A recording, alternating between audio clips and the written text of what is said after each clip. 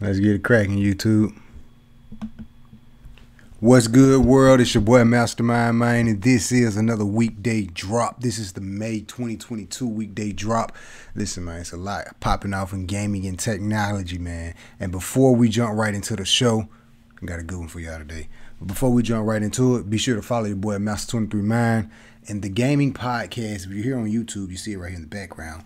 Real gamer on all platforms. We there, we here, we everywhere. Let's jump right into it, man. We got a quick show for y'all today, but we got a couple stuff I'm gonna kind of dive deep into and really elaborate on. So if you want to take your notepad and your crystal ball and, you know, hey, do it. This is the time to do it. We're going to jump right into it, man. So the first topic I got right here on my magical board over here I want to dive into, AMD developing a next generation chip for maybe, next generation consoles or PlayStation. So check this out. Usually around this time, which each console, you get a 6-year lifespan. So we're coming up on the maybe second year for second year for like PS5. So 2023 and 2023, this should be right around the time, like 3 year after the 3 year they drop like a pro or intermission, because that 6 year has been cut down to 3. Remember, so next year would be the 3 year for PS5, and I think it's too soon, but the thing is, the mere fact that it's AMD, that's the thing that like got me when I was reading it, and I was like, yo, if AMD is able to make, let's just say if they do come out with a PS5 Pro or like another version of Xbox X or whatever, because Xbox already said they're working on another console too, years to come, but it may be like a Pro or something. If AMD is working on, even if they do the upgrade, if AMD is working on that and the next console, man, AMD got the game sold up. It's crazy, but I think it's too soon. My predictions, honestly, it all depends on how. So the two pivotal things is Web3, blockchain, and of course we're still dealing with a chip shortage. So you got Web3, blockchain, and dealing with the chip shortage, and also we still haven't even pushed the limits to the chips that's in the consoles now. So I think it's a little too soon, but I do think by the maybe beginning 2024, we may, you know what I'm saying, see. We may see, you know, we may see a PS5 Pro or something or some of that sort, but it's kind of hard to kind of like really kind of predict and kind of foresee where it's going, because the next big thing is blockchain technology. Now, it's been a thing, but that's going to lead into my next topic also about Square Enix, but I'm going to come back to them. But it's going to be up to the blockchain, man. And if Xbox, Microsoft, Sony, we already know they're working on something. Microsoft may be working on something, but the thing is, even Nintendo, you know what I'm saying? I'm gonna talk about them later on too. But the thing is, with the three juggernauts, Sony, Microsoft, Nintendo, they have to do something exciting in gaming on the blockchain. We know we're getting a lot of mobile games, a lot of indie games, for, you know, pay to play or whatnot. But the thing is, if the three juggernauts can really capitalize off that market, yo, now we in for a great show. Because the moment we're able to, let's say, play this game, purchase some things in this game, and then jump to another game, you know, and use that same material, or just utilizing NFTs and blockchain technology within these different games in the ecosystem of the three juggernauts, yo, game changer. So that, with that being said, Nintendo next console, they need to capitalize on that opportunity. If Xbox and PlayStation come out with a Pro or whatever, it has to capitalize on the opportunity. You can put the best chips in all of these consoles, hardware wise, can really do some stuff, but if you're not utilizing the technologies at hand and on top of the software, there's no point to that. Two, like I said, they haven't even scratched the surface of the power of the PS5 yet. You know, when you buy your PS5 and it says 8K on the box, we haven't even got to that yet. So I think it's too soon, but that's going to lead right into my next topic, talking about blockchain technology or whatnot. So Square Enix, as came out, they wrote something or whatnot. I think it was like during their earnings report or whatnot, but they said they're definitely, they will be investing in blockchain technology with the next Final Fantasy game, or, you know, it's just Square Enix games, but I really think it's going to be Final Fantasy games. Perfect. Think about it. Especially if you think about the structure and the layout of a game like Kingdom Hearts or Final Fantasy, with all of the different type of gear that you like, swords.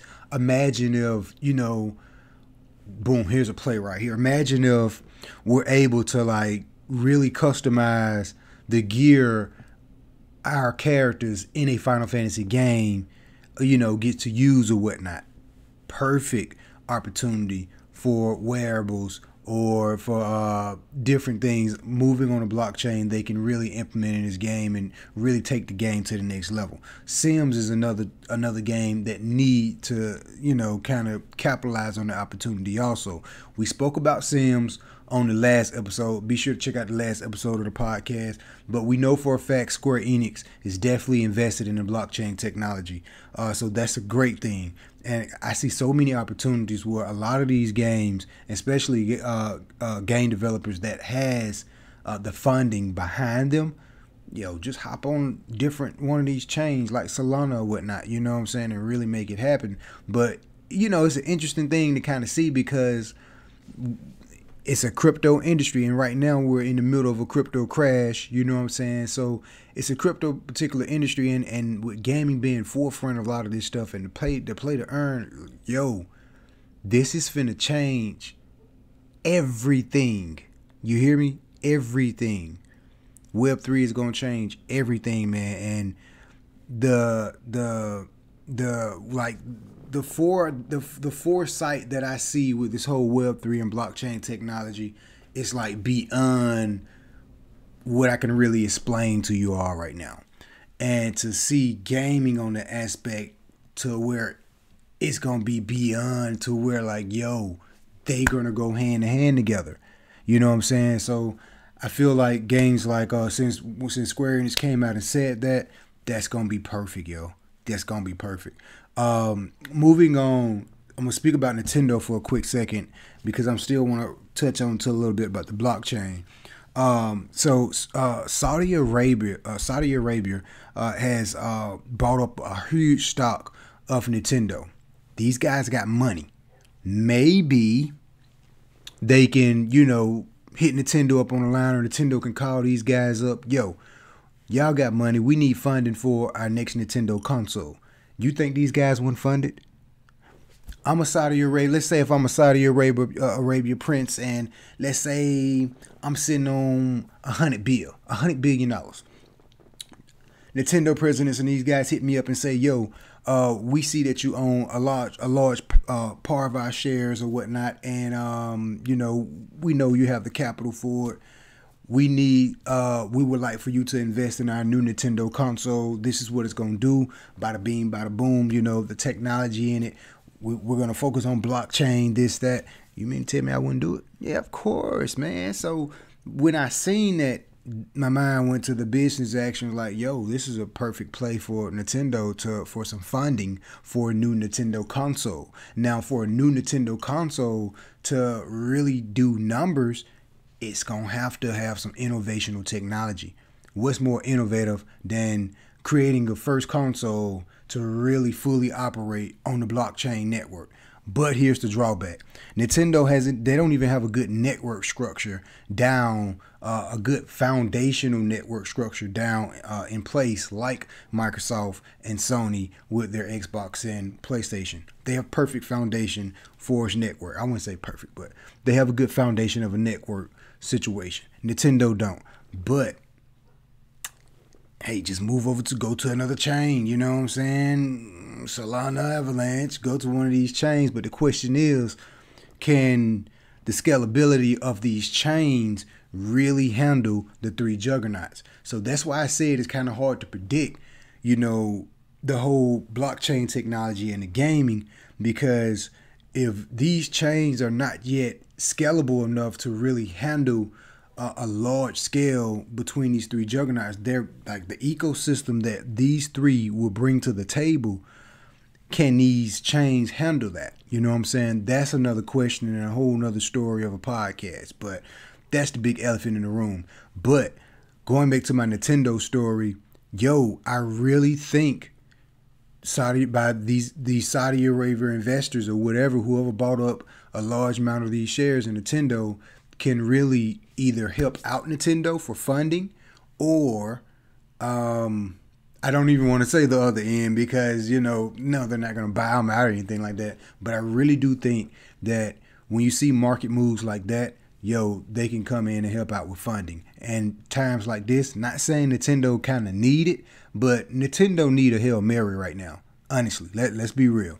They need, because the Nintendo Lite whack, the fake Nintendo Pro that you all came out with, the OLED, you need another console, and we need better graphics.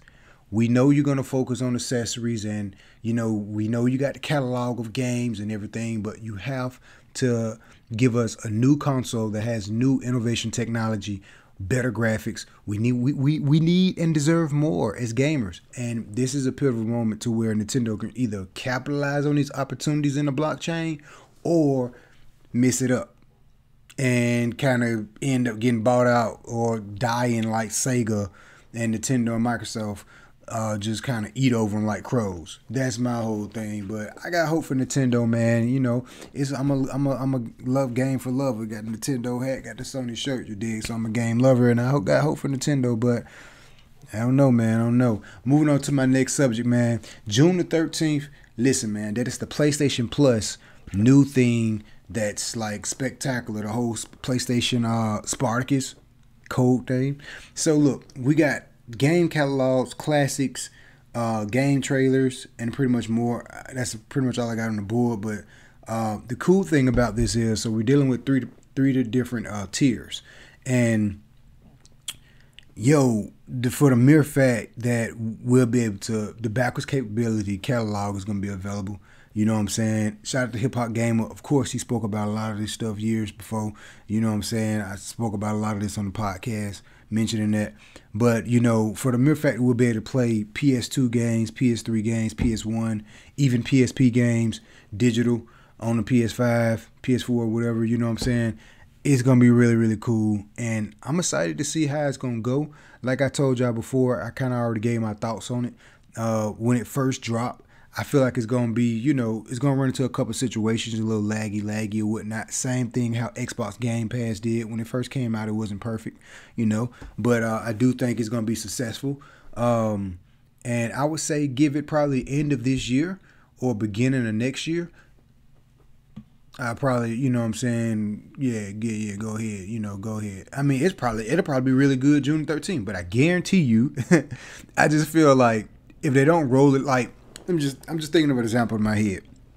If we go to the PlayStation Store and let's say we're trying to, millions of gamers on the PlayStation Store trying to download these old games, server crash, and a lot of games now you can't play unless you're online.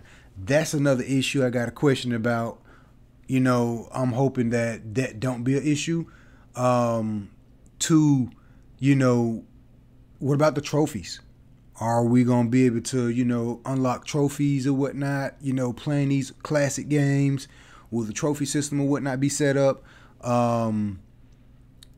for is moving your data over to the cloud? I mean, I'm pretty sure it's going to be cloud. That's the only way to be able to save. Back in the day, we didn't have cloud. We had the memory cards. But you know what I'm saying? I'm just trying to, that was one of the one things. That was one of the one things I'm like really worried about. Like, but going back to my prediction, the thing is, if millions of players go to the store and try to download these classic games, that can potentially shut down and crash the network. PlayStation Network has went out plenty of times just over some crazy things, and I can see that, you know, them shifting over to this new PlayStation Plus, and you know what I'm saying, people just flooding the market trying to download these old games that may cause a problem. You know what I'm saying? Just kind of something to kind of, you know, be worried too. So when you first get it, June 13th, it dropped, you know what I'm saying? You like, the service is not working. Oh, the service sucked. You got to be patient. So don't just get it on June 13th. But for those that already are paid in, grandfathered in for the 1 year services or 3 month services, after this or whatever, you know what I'm saying, I think we kind of automatically slide on in. But you know, I'm pretty excited about it, especially the game trials. You know, so if we get game trials for like newer games, new God of War come out and you get to play a game trial, you know, play the first hour or 30 minutes to the new God of War, that'd be dope. I took my hat off to that one. The gaming catalog, we got a lot of games on PlayStation, you know what I'm saying? PlayStation got a lot of great games, and if they continue to drop great games, you know, monthly like they always do for free or whatever, that'd be good. I heard that they're gonna start like dropping some really like bangers starting next month or whatnot, so keep an eye open for that. Moving on to my next topic, man, multiverse game. Leo, this game, when I first seen the trailer, it's pretty dope. Because we got Snoop Dogg. Snoop Dogg is real cool. He probably end up being in it for like a special character. I wouldn't be surprised. But we got Scooby-Doo, Batman. Who else I seen? Bugs Bunny, Harley Quinn. Mostly a lot of DC characters and Cartoon Network characters or whatnot. There's a bunch of cool characters, cartoon characters I've seen, and you know, it's pretty dope. It really puts me in the mind of Super Smash Brothers. And, you know, a long time ago, I was like, yo, I predict that they're going to make other games like Super Smash Brothers. Back in the day, remember, what's that game? It's a game on PlayStation. I think it's Royal Rumble or something like that. But it was a classic Rumble game, like Battle Royale game for PlayStation. It was all the PlayStation characters. So I can see this multiverse really doing very well, especially if they roll it out like Super Smash Brothers to where, you know, we get free characters or whatnot. And plus, it's free to play. That's another thing. When I seen it, I was like, oh, how much is this? Oh, free? Oh. I'll be downloading. So, you know, that's something to keep in mind too. If they change it, grain of salt, don't take a word. But, you know, if they roll it out like Super Smash Brothers, and give us like different characters throughout the year, we got a good we got something great on our hand. I hope they got the controllers and the battle structure, combat systems and everything in place and right. I think we got a game on our hand. Moving on to the next one, man, Silent Hill. Not too much to really speak about this, but we kind of already knew this was coming back when a couple years ago with PT. Remember that game? Very creepy game. And Hideo Kojima working with these guys, Silent Hill team, to come up with a game, a concept like PT. They even banned that game now. I still got on my old PS4, but I can only play it offline. So, you know, Silent Hill, I kind of seen it coming. I'm not really too much of a big Silent Hill fan. I'm more of a Resident Evil fan, but I'll definitely give it a play, especially if it looks like PT and, you know what I'm saying, kind of move like the old Silent Hills. I mean, game trial. Activate. It'll be perfect for a game like that. But me not buying, probably not. But definitely Resident Evil. I definitely invest in the next Resident Evil game. So, speaking of the next Resident Evil game, I don't have this on my board, but I gotta speak about it because I speak about Silent Hill. And a lot of times when I speak about any other scary games, I'm like, yo, if I'm speaking scary games, I gotta talk about my favorite, which is Resident Evil. Listen, very passionate about Resident Evil. Love it all. So, we may freaking get the Resident Evil 4 remake. There's been rumors all over the web. I'm telling y'all gonna see me broadcast that thing every day. And y'all know how I rock. Every time I play, I broadcast. So when Resident Evil 4 remake, especially if they keep it the same, and just I'm just so excited because that game, I can only imagine how it would look on the PS5. The graphics, is gonna be amazing. So hopefully we get Resident Evil 4 remake and they add some more stuff onto it. Bring back the mercenary mode. We need that. So if they do that, we got some great on our hand. Thinking of another like remake classic that I'm really hoping for, Metal Gear Solid. It's rumors. It's rumors. We got a lot of rumors flooding the net. Resident Evil 4 remake. You know, Final Fantasy working on some. I'm gonna touch on Final Fantasy in a little bit later on in the show. Metal Gear Solid remake. We got some rumors. We need to hear it. I like it. Another game I'm actually excited for, outside of like scary games for Xbox, is Perfect Dark. Yeah, don't sleep on that. Perfect Dark project, is kind of in haywire right now, but if they can pull that off right, Xbox got something on their hand, man, and they acquired a lot of studios. I don't know if they have more than PlayStation, but Xbox got the potential to really make something happen. So I'm pretty excited for both. Moving on, talking about this Last of Us remake. I spoke about this before on previous episodes. Yeah, I kind of already know how I feel about this, but I don't think we need a Last of Us remake. I don't think we need it, man. I don't really see the purpose of them doing this. We did get the remake, like a Last of Us remake for PS4. The graphics look good. They look okay. Not like, But if we get another remake, I'm not sure, man. I'm not sure. I honestly think this is a waste of time. It's a waste of development. Like, what are they gonna do? Like, improve the graphics to where the graphics, of course, they probably look better. But the last of Us, man, I was a little let down. That's one of those games to where you have to. It's a good game. I'm not gonna lie. I finally beat it. You know what I'm saying? I loved it. Cool. I gave it a 9 out of 10. But that's one of them games you kind of push everything aside and really like focus and lock in. But the graphics is amazing. But I don't see a Last of Us remake really being, what's the point? Unless they, how Resident Evil have Ada Wong in special episodes with Ada Wong, and you get to play with her. Unless they bring new demographics and new things to the first Last of Us. Like, this is what happened when you was doing this normally in the game. You get to play this part never before seen, or multiplayer. We're bringing it back with the remake. Like, they gotta do something other than just re-render and make the graphics look good. They gotta do something better than that, So I'm not really sure if it's actually, I just had to see it for myself when it comes out, but I don't think it's going to be about anything. Moving on to something else, man. Final Fantasy VII news coming out next month for it. So, they are working on Final Fantasy VII Part 2. But the question is, that was supposed to be an exclusive for PlayStation.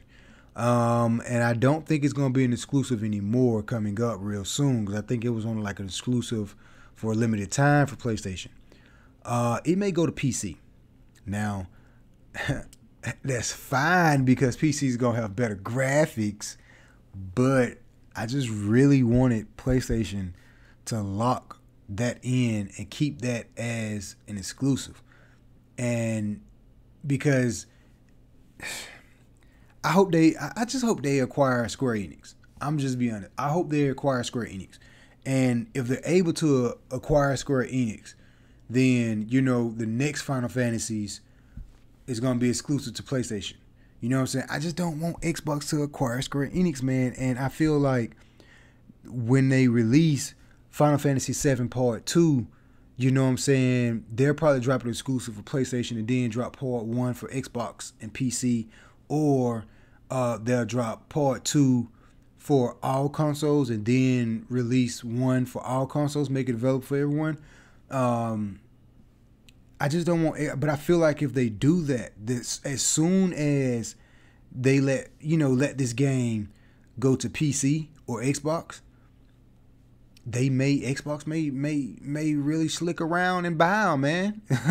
You know, because for one, Square Enix value has went down because they've already sold off some of their assets. Well, I can't really say their value went down, but if Xbox wanted to buy these guys for X amount of billions of dollars, they could do that. You know what I'm saying? They got the bread. You feel what I'm saying? And by Square Enix selling off some of their assets, they can really be afforded by someone like Microsoft now, you know, and by Sony. So I'm just hoping that, you know, it goes in Sony hands. But you know, we may get Final Fantasy VII Part 2 preview, or, you know, release date or release something next month. Make sure y'all keep your eyes open for Summer Game Fest, man. It's gonna be a hot summer for gaming this summer. So no E3, but Summer Game Fest is around the corner. Stay tuned for that. But I'll definitely be back in here dropping some more gaming knowledge and podcast conversations about gaming, you know what I'm saying, before Summer Game Fest. So just stay tuned. Just stay tuned. There's a lot, but that's really all I got for y'all right now, man. But I'll be back in here, man, talking gaming. Catch me on Twitch, Master23Man. And shout out to the Connect.club, man. Come tap in, connect with us. We over here building a community, man. We're doing some great things, man. So shout out to the Web3 family, man. We out here. Game on, people. Oh, and before we go, man, if we can get a remake of Final Fantasy X, baby, let's go. I'm just happy, man. I'm just happy, man, because if we get these remakes of, like, those are like my top 3 favorite games I want to be remade for this year. So if we talking about any remake games, Metal Gear Solid, Resident Evil 4, Final Fantasy X, top 3, go ahead, redrop them. But follow me everywhere, Master23Man, Mastermind RGTV on YouTube, and Master23Man on Twitch. We be in the league, man. We be kicking some butt. Hey, check with me. We be kicking some butt. And Real Gamer on all platforms. Y'all stay focused, man. And see Link in the background? He's climbing that mountain because he haven't gave up yet, you know. And you do the same. Keep climbing that mountain, man. Y'all stay focused. Love is love. Game on. Peace out, YouTube. That's how we do that, YouTube. Let's go. Real Gamer.